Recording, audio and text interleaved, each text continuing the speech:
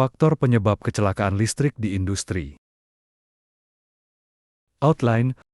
Pertama, faktor teknis. Kedua, faktor manusia. Ketiga, faktor lingkungan dan organisasi. Keempat, strategi pencegahan dan pengendalian. Tujuannya, memahami faktor penyebab kecelakaan listrik di industri, mengaitkan faktor-faktor tersebut dengan sistem manajemen K3, membekali peserta dengan strategi pencegahan yang aplikatif. Pertama, faktor teknis. 1,1 instalasi listrik tidak sesuai standar SN1 atau IEC. 1,2 peralatan rusak, aus, atau tidak terpelihara. 1,3 kabel, koneksi, dan panel distribusi bermasalah. 1,4 sistem proteksi MCB, ELCB, grounding tidak berfungsi. Instalasi listrik wajib mengikuti standar keselamatan seperti SN1, IEC, atau PUIL. Pemasangan yang tidak sesuai standar dapat menimbulkan risiko serius. Misalnya, kabel dengan ukuran lebih kecil dari beban yang dialirkan, overheating, dan kebakaran. Panel listrik dipasang di lokasi tidak aman, dekat sumber air, atau area mudah terbakar. Jalur kabel tidak dilengkapi pelindung, atau rute kabel terlalu berdekatan dengan pipa gas atau air. Intinya, instalasi yang tidak standar. Bom waktu kecelakaan listrik.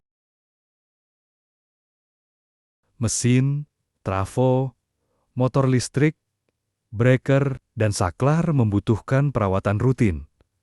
Tanpa pemeliharaan, isolasi kabel bisa retak, arus bocor, bearing motor aus, panas berlebih, dan risiko kebakaran.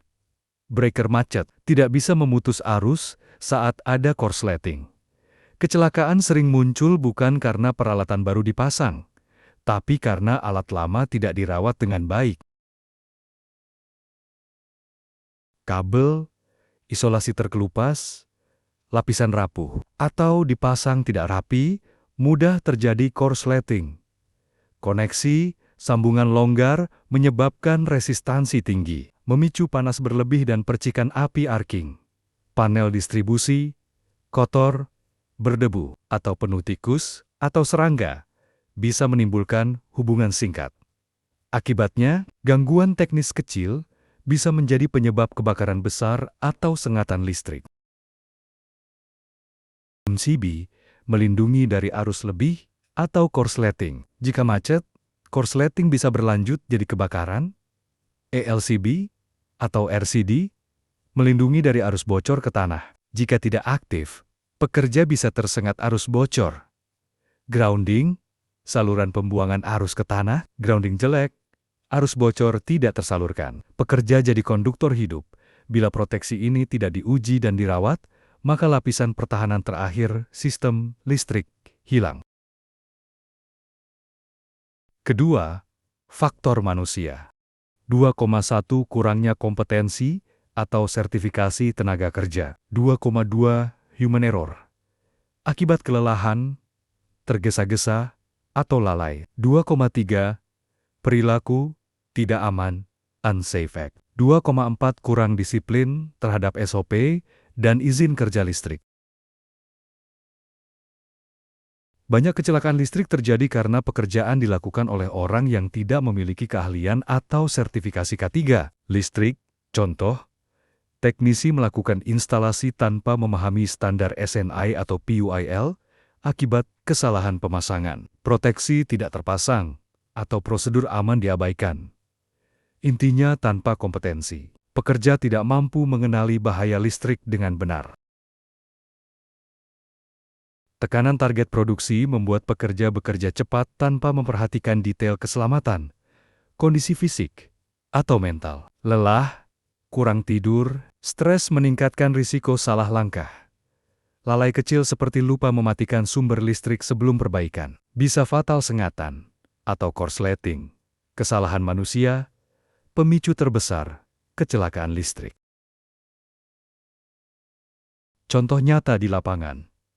Bekerja tanpa APD sarung tangan isolasi, sepatu safety, face shield, Menggunakan peralatan kerja tidak sesuai standar, misalnya tang biasa untuk kabel bertegangan.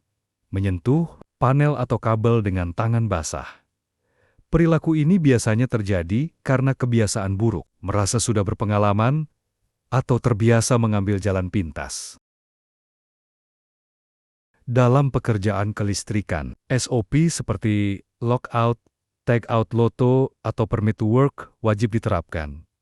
Banyak kecelakaan terjadi karena SOP tidak diikuti. Misalnya, pekerjaan perawatan dilakukan saat sistem masih bertegangan, izin kerja tidak dibuat karena dianggap pekerjaan kecil.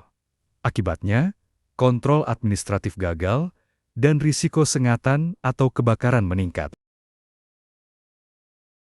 Ketiga, faktor lingkungan dan organisasi. 3,1 lingkungan kerja lembab, basah, atau berdebu. 3,2 area kerja sempit dan tidak ergonomis. 3,3 budaya, K3 perusahaan yang lemah. 3,4 kurangnya inspeksi rutin dan audit K3. Air dan kelembaban adalah konduktor listrik yang sangat berbahaya. Instalasi listrik di area basah ruang pendingin, pabrik kimia, area outdoor sangat rawan arus bocor. Debu industri semen, kayu, logam dapat menumpuk pada panel listrik, memicu hubungan singkat. Solusi, gunakan peralatan IP-rated. Misal, IP65, serta lakukan pembersihan dan pengendalian kelembaban rutin. Pekerja yang melakukan perbaikan di ruang sempit cenderung kesulitan menjaga postur aman. Risiko, tangan atau kaki, secara tidak sengaja menyentuh bagian bertegangan. Jalur kabel dan panel yang dipasang tidak ergonomis juga mempersulit perawatan, meningkatkan peluang human error. Solusi, desain ruang listrik dengan memperhatikan ergonomi dan akses aman.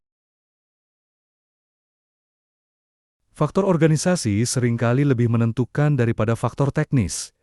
Jika manajemen tidak menekankan K3, pekerja merasa K3 hanya formalitas.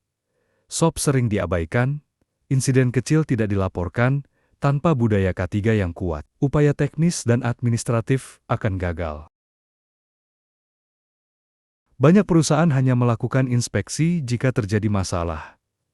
Akibat, kerusakan kabel, grounding jelek, atau panel bermasalah, baru diketahui setelah kecelakaan terjadi. Audit K3 yang lemah juga membuat sistem manajemen tidak berjalan konsisten.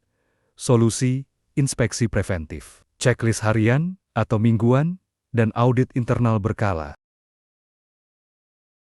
Keempat, strategi pencegahan dan pengendalian kecelakaan listrik. 4,1 Hierarchy of Controls pada risiko listrik. 4,2 penerapan lockout, tagout. 4,3 program inspeksi dan pemeliharaan preventif. Mengacu pada hierarki pengendalian bahaya. Eliminasi, hilangkan sumber bahaya misalnya mengganti sistem manual dengan otomatis tanpa kontak langsung. Substitusi, gunakan peralatan bertegangan rendah yang lebih aman. Rekayasa teknik, pasang panel dengan IP tinggi, grounding, sistem proteksi otomatis, administratif, SOP, izin kerja listrik. Jadwal inspeksi rutin, APD, sarung tangan isolasi, sepatu safety, face shield, intinya pencegahan harus berlapis dari yang paling efektif ke paling dasar.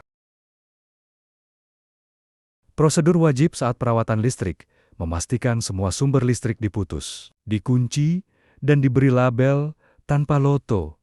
Risiko pekerja terkena sengatan listrik sangat tinggi, terutama saat ada pekerja lain yang tidak tahu sistem masih dalam perbaikan.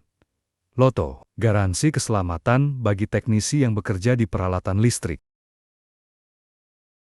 Listrik tidak boleh menunggu rusak, harus ada jadwal perawatan rutin, termasuk pengujian fungsi, MCB atau ALCB, pemeriksaan isolasi kabel dan koneksi panel, pembersihan debu pada panel distribusi, preventive maintenance, terbukti lebih murah dan lebih aman dibanding korektif perbaikan setelah kecelakaan.